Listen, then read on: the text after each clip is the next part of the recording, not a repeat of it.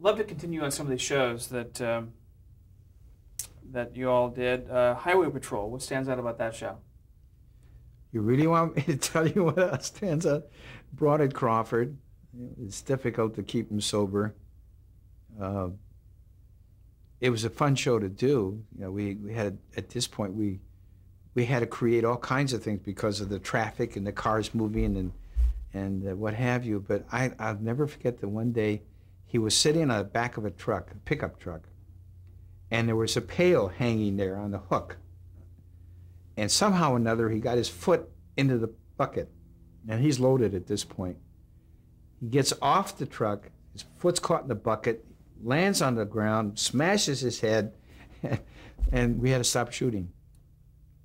That's one thing about Highway Patrol. What were the specific challenges other than the car sounds with that show? Well, it's a great deal of location shooting, and you got to remember in those days we didn't have the equipment we have now to cut down the background noise and so on, and just to eliminate all of that, the production mixer would just have an awful time trying to keep everything off mic.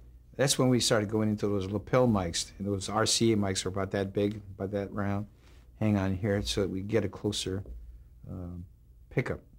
And then, of course, it took a great deal of equalization when you got into the mixing room to correct for the tubbiness of it because of being covered by clothing and so on. But Highway Patrol, Route 66 was the biggest challenge. Why? We had to set them up with that Corvair that they had, I guess it was. Corvette? Corvette, Mm-hmm. I believe is what it was. And we actually, at that point, were using the portable equipment. At that time, it was the Perfectone recorder. Yeah, it was a Perfectone recorder. And we would set it up. We had to set it up, all the equipment within the car itself, run the cables into the camera car, and he was tied in with the camera truck. But setting up the sound in order to pick up them while they're moving, you know, sometimes at high speed to pick up their dialogue. We had a lot of challenges on that one of miking that show. So they would be, the recording device would be in the car, and then it would, through the clapperboard, you would sync it. You'd have a separate recording. Would they turn it on? Or how well, no, sometimes we would have a guy laying down in the back behind the, you know, laying on the floor. The mixer would be there. And as far as the sticks were concerned, they did it at the end, so it didn't matter. Could you sit back? Just there we go. Thank you. Sorry. No worries. Talk about the Star Trek pilot. Was it the first one or the second one? The first one, the Roddenberry. Well, how did that come about? What were the challenges in that show? The biggest challenge was to accept what we're seeing on the screen, for one thing. You know, yeah, we got a call to dub them pilot. We did it at that time. It was called Producer Studio, which is now Raleigh Studios. I had a dubbing room in there for about 30 years, so we dubbed it in that particular room. The challenges, of course, there was heavy in dialogue. Really, at that point, there wasn't as much sound effects there is now. And the only thing I can remember is I wasn't on a set. I wasn't in the dubbing room when they were mixing it. I just go there occasionally and to see how things were going, and then I'd leave. And my crew used to tell me, this is the worst bunch of crap they've ever seen. It'll never get anywhere with the big pointed ears and all this stuff. Boy, were they wrong. You know? But that's where I met Roddenberry for the first time, and very nice man to work with, and never thought anything about it. We even forgot that we did the pilot until years later when it became successful. We were going through some paperwork, and I said, "My God, we did the pilot on this thing." But the challenge there was because of the sound effects, which we hadn't been exposed to before. It was sound that never existed. It was because of the space type of format they were using. How did you create some of those sounds? Well, we per se didn't create it because it was done by the editor. The sound effects editor was going through the libraries or was going on the Foley stage and creating these various sound effects to fit whatever was on the screen. So writer per se was working for the client. The client was the sound effects editor, which was on a payroll of Roddenberry and his group. Got it. Let's talk about excuse me, Gunsmoke. Gunsmoke was shot on, I think it was the KTLA lot. It was on one of their stages, the street scene, you know, with the dirt and so on. That was that was about the same as some of the westerns we did over at Ziv. The same problems, the hardwood floors, the clunk clunk clunk of the shoes, the bars, and so on. The gunshots again with the microphones, proper settings, and so on. Dialogue. There wasn't much looping done on Gunsmoke, as I recall, because it was good pickup on the dialogue track. Anything outstanding? No. It got to be the run-of-the-mill type of thing. Same process when you got outside, when you're riding the horses in the stagecoach and so on. It was easy to mic. We knew what to do. It wasn't a problem at all. But that was a phenomenal show. I mean, that was. It was. It was. It was a great show. And I'm just trying to think if there's anything outstanding there. Did you say off camera that piano was also in Gunsmoke? That piano, as I understand, was also on Gunsmoke. You know, that piano back there actually belonged to Mrs. Ryder, called her Mommy. That was hers. And I can remember the one time that Lauren wanted to have a scoring stage, and he had to have a honky-tonk piano recording on a scoring stage. So he moved the piano from his home to our scoring stage, and he put all these tacks on the inside, so when the arm hit the wire, it would hit the tack, and the tack would hit the wire, and it had that honky-tonk sound to it. Well, Mommy Ryder never got the thing back. He wouldn't let it go. So it ended up on all the westerns we had at Ziv. It was used on Gunsmoke for a while, and then we took it and put it on our stage, and we're using it. And when I sold my company in '97, I brought that, and that was not part of the deal. I wouldn't give that up forever, and I brought it over here. And my granddaughter plays it all the time. She's over there. What's your name? Rachel. My Rachel. Let's talk about some of the National Geographic specials that you did. Great shows. Yeah. Pleasure to work with. Always a challenge. Always interesting. Fascinating to work with. Wonderful people. It was a thrill to get that thing in there. It was a thrill to do the voice recording. I did the voice recordings on most of them. The narration, as we call it. That's when I was mixing. You would do the narration? Some of, yeah, I did a lot. Most of the Jacques Cousteau's, when Jacques used to come in, I used to record those. It was just it's a fascinating thing. It's a challenge. It's so interesting. Even the mixers loved doing it because they got involved with it. What was it? Was it the people you were working with, or the product that was the product, and the people we were working with? What sound challenges for those shows?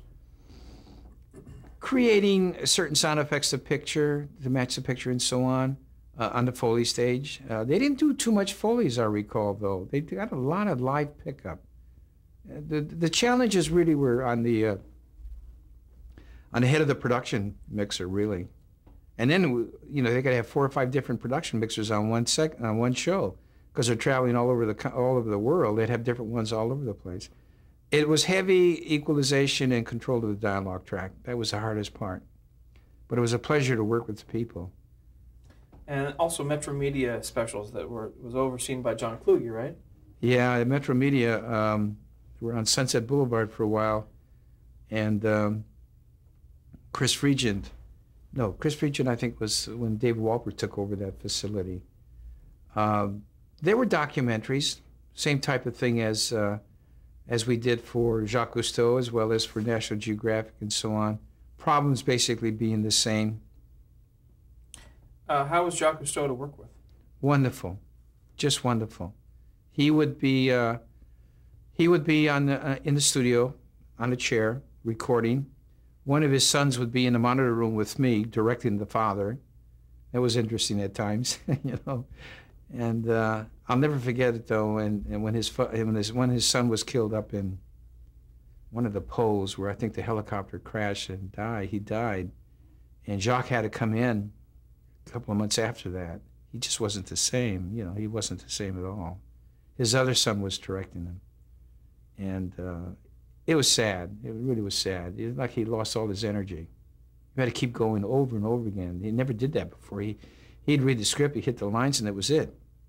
But after that happened, it hurt him badly, really did. But wonderful man to work with, just great.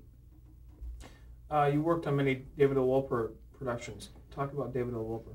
Well, I remember David Wolper when he came from New York. Nice young man, came in. He's going to mix his show and had no idea who he was and what kind of a show he had and what we were going to do. It was documentary. In those days, we were known to be the place to go for documentary mixing. We did it well. And I met him for the first time, and we got along well. His shows, again, were extremely interesting. The mixers would get right into it, just fascinated with the product, fascinated with the story, and they performed well because they loved what they were doing. They loved what was on that screen. David is a very talented man, and he would direct that dubbing and mixing session as well as the editorial.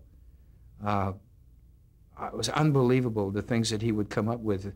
And I remember many a times I used to go in the dubbing room and sit there for a while to see what was going on, and he would suggest something. And I could tell by looking at the mixers that they didn't particularly agree, but they did it. And you know what? He was always right. He was always right. That's why we're so close friends now. I don't care where we are, we're always very friendly with each other. Excellent man. Just, it's a shame he doesn't do that like he used to.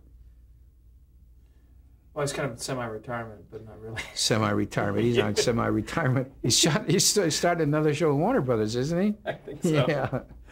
Yeah. Let's talk about some of the other shows. You mentioned on camera that you did a bunch of the Hanna-Barbera shows. We did a lot of animation. We were, again, one of those few things that we were noted for. We were noted for documentaries. We were noted for low-budget films, the B pictures, as I said, as well as commercials and trailers and things of that nature. We did a lot of animation. We did the Yogi Bear, Hanna-Barbera. We did, I don't remember who they were with, Bozo the Clown from Larry Harmon, for example. I got some of his cells in the bedroom. In fact, he wants them back, and I won't give it to him. I said, okay. He said, could you at least take a pictures of them? And so I said, I'll take pictures, but you're not getting them back. But how is animation different than live action? Oh, totally different. First of all, in the animation that I was involved with, Mixer, we would have 4 or 5 actors in the room, and I had to control the level of each actor. And they would read the script, obviously, and the animation comes after the script is done. They'll animate to the script with the mouth movement and so on. And again, it's a fact that we didn't have the multi-track recording like we do now. We would only have the single, which means that all these things were combined into one track on a 1/4-inch tape. I think at another point I was able to convince them to at least to go to a 2-track, a stereo 1/4-inch. Again, we didn't have the 1/2-inch 3-track or 4-track at that point in time. And we would record. If one actor made a goof, we'd pick it up and go and pick it up and go. And then after the session was over with, we'd have the log in front of us. We would have to edit the 1/4-inch tape and put all the print takes together so that it would flow freely. I can remember this clearly one time when Everett Sloan was in a session. Who's Everett Sloan? Everett Sloan was really one of the top actors in the earlier days. In fact, I saw him just the other day on a clip that was showing that Everett was in there. In fact, it was at the Oscars. He was in there. I don't remember what picture it was, but he was there. It brought to memory what had happened. Everett, everybody else would stand at a microphone. There was about, in that time, I think it was 4 stand-up with stands, and Everett always wanted to sit on a table. Now, Everett had he was hard, it was difficult for him to see, he had bad eyes. He had real thick glasses. And we started to record, and Everett was reading his lines, but he couldn't see the lines at times. His eyes would go totally out of focus. He couldn't see him. So he kept messing up, kept messing up, kept messing up. So finally the director said, well, you go home. We'll do you separately another time. We'll finish up with the other actors. 3 days later, he committed suicide. He just couldn't take it. Wow. He was crying at the desk because he couldn't do his line. He was in tears, and that's when the director sent him home. Wow. Okay, let's. You want to? Let me give you one thing on Death Valley days. Okay. There was a mixer that did all the Death Valley days, was John Bury. And John Bury, I had sent John to Japan to do a feature called The Last Voyage. And he was gone for about 4 months or so. And I had filled in with somebody else on Death Valley days until he came back. And when he finally came back, the mixer that I appointed on Death Valley days had got sick. So I called John, and his wife Bonnie answered the phone. And I said, can I talk to John? And she said, are you not going to send him out again? I said, Bonnie, I have to. I have to talk to John. She said, please don't send him out. You know, he's been gone for 4 months. I said, Bonnie, I have no choice. So John got on the phone. I told him what had happened. The guy got sick. They're up in Utah. Can you relieve him until I can get somebody else up to relieve you? He says, sure. So he took off. Well, on a Sunday, he was a pilot. So on Sunday, him, a boom man, and 2 other guys went for a flight.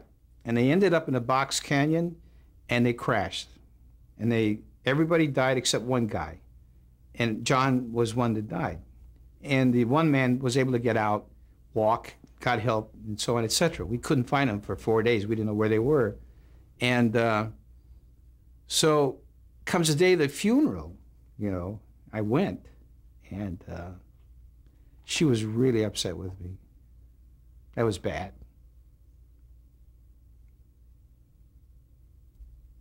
It's cut. Okay. Yeah, I saw her at the house. I went to visit the house after the funeral, and you know, she said, you know, I asked you not to do that. I said, Bonnie, I'm sorry. You know, there are cases like that. There's these people that I have sent elsewhere that didn't come back. But other than that, the animation part that I'm talking about was always a joy to do. We would, other than doing the voice recording, and then doing the final mix on it was a ball. I mean, it just, solid sound effects, solid music, and just push it through. That's when we created the dialogue cure of traveling lights of the dialogue tracks, so the mixers would be able to see when the dialogue was coming up, because the dialogue regulated the sound effects and the music as it come up, go down, and so on. And they're so fast, you know what cartoons are like. So with the traveling light, they were able to do it, and that's actually, it was animation that created the traveling lights. So Rider Sound would do it from beginning to end, record the voices, then when the animation was delivered, then you do everything else to the very... Yeah, we would do the voice recording. We would transfer it to, we would edit the 1/4-inch tape, then we would transfer it to 35 millimeter. It would go to the editors. It would go to the artists. It would go to the artist. I'm trying to figure out how. It would go to the artist first of all, and they would match the dialogue, to match the dialogue with the picture, and then the sound effects and the music and all were added later. At which point it would come back to us for completion. Did you deal with much with Hanna or Barbera? I dealt a lot with Barbera. Oh, let's see, which one was the youngest one? Was it Hanna? The one that just passed away? Hanna. It was Hanna, and I did Barbera. Most of the time I dealt with Barbera. How would you describe Joe Barbera? Oh, great guy. Just great guy. Very talented. An artist. A total artist. Very patient.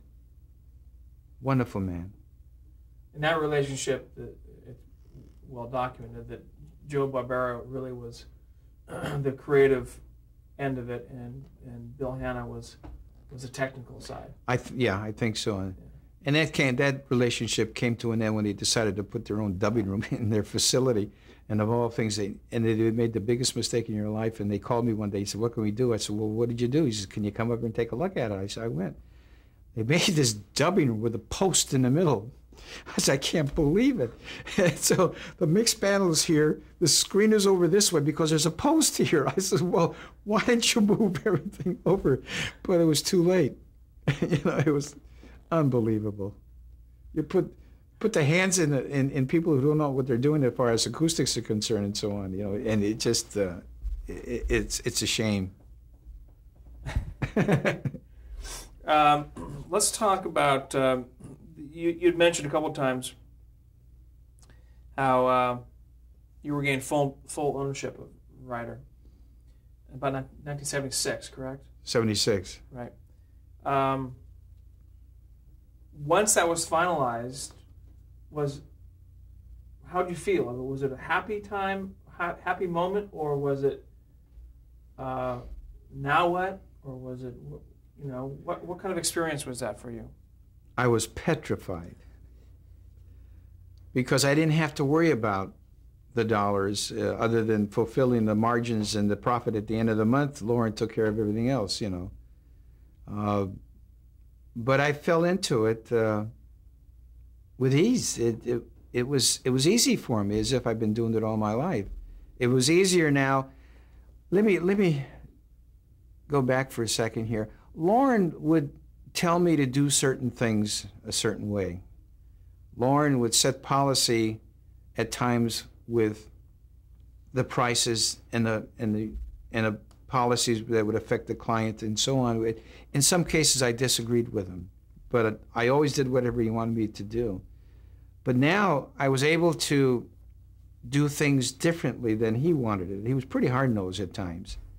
And I didn't take that approach. And the relationship between the company and Leo and the clients, improved 100%. And it was fun, really fun.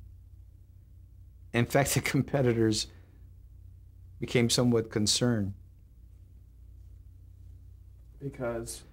Well, the relationship between clients and the company had totally changed as to what it was before. And do you want to talk about relationship between competitors within the industry at that point in time as compared to now? Absolutely. Now, so we're talking mid-1970s? Let's go back to the 50s up to the 70s. Okay. 76, someplace in there. The relationship between Glen Sound, Goldwyn Sound, TV recorders, producer sound was good. We were hard competitors, but we were friends. We would be yelling and screaming at each other, making all kinds of threats during the day, and then we'd go out to dinner and have a ball. That's how it was. And I think what happened, Gulf and Western came around and wanted to buy Paramount Studios. And at that point in time, Glen was at Paramount Studios. They came to Lauren Ryder knowing that he was in charge of that department at one point in time and wanted him to take over that facility once they bought Paramount Studios. And this negotiations went on for quite a while. This young man with a briefcase with paper flowing over the edges and everything would come walking in, and Lauren would call me into the office to hear what was going on. And I remember the very last meeting we had with this Gulf and Western fella, Lauren asked him a question. He says, "If I do what you want me to do, to take over that sound department at that studio, what's going to happen to Glen?" Because Glen was then in there servicing Paramount. It was Desilu. And the guy said that, well, obviously they'd have to get off the lot. Well, Lauren says, if they have to get off the lot, that means they're going to lose all that business, aren't they? And the guy said, well, I don't know. That'll be their problem. I don't know why you're concerned about it. And Lauren says, I am concerned because I don't want that on my conscience. I'm not interested in this deal. This meeting is over with. The guy wouldn't leave. Lauren told him, this meeting is over with. I don't want any part of it. And the guy still wouldn't leave. He kept talking to Lauren, got up and left the office and left the guy sitting there. But you don't have that anymore like it is now. It's hard, it's harsh, it's cruel. And the change in the industry took place when Gulf and Western came in. But is it the corporate mentality, or is it, because aren't there more facilities out there? No. No. No. About the same amount? No. As well as, so as far as... Is it the integrity of the managers or the owners of those companies, or is it the corporate mentality where there's the mergers and acquisitions and there's more large corporations owning? At one point in time, as independent sound companies that were created and formed to service the independent producer, it was Lauren Ryder, Ryder Sound, and Glenn. And then TV recorders came in sometime after that. So there was the three of us.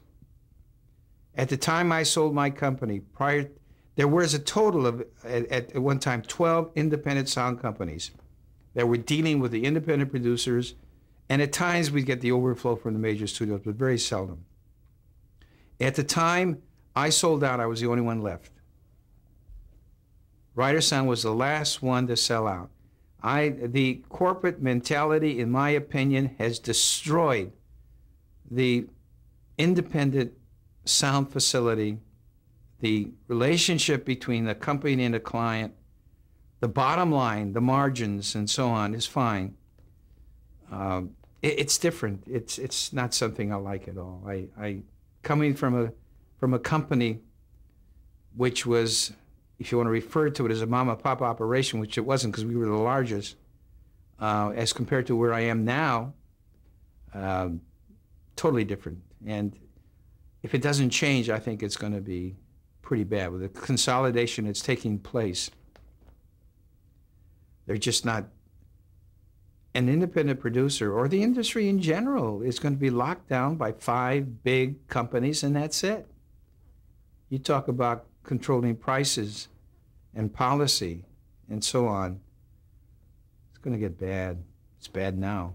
Were there elements of a large corporation with the deep pockets being able to buy the latest equipment and be able to pull clients away from other companies because of the newest equipment, something like that? Or was that ever an element? You know, Michael, I'm hearing what you're saying, and I hear that coming from, in your case, it's a question. It is the mentality of corporate. The only thing that changes in my industry, in my facet of the industry, is the equipment. The service to the client cannot change. The attitude of the employees cannot change. The attitude of management towards the employees should never change. Those things cannot change. I don't care what you bring in there. Those items, those things that I mentioned, are the key of the service in this industry as far as post-production is concerned. You lose that, you're out of business. So the corporate mentality is to get the best equipment in there, get the best this in there, and they completely ignore the fact that it's a people-to-people business. You know, you build up relationships. My relationship with the clients is extremely important. I have clients, you know, that now that I'm working for the company that bought me out, won't talk to anybody but me. Because they know me, they trust me, they have confidence in me. They don't know corporate. They don't trust corporate. And if you lose that, then consolidation is down the toilet as far as I'm concerned. I think it's just a matter of time. This is not the time to do it, but once the negotiations have been completed and so on, it would be smart for somebody to open up their own facility and have that one-to-one relationship, which the independent producer as well as others really are looking for and they're not getting. I have to stop you there and change tapes.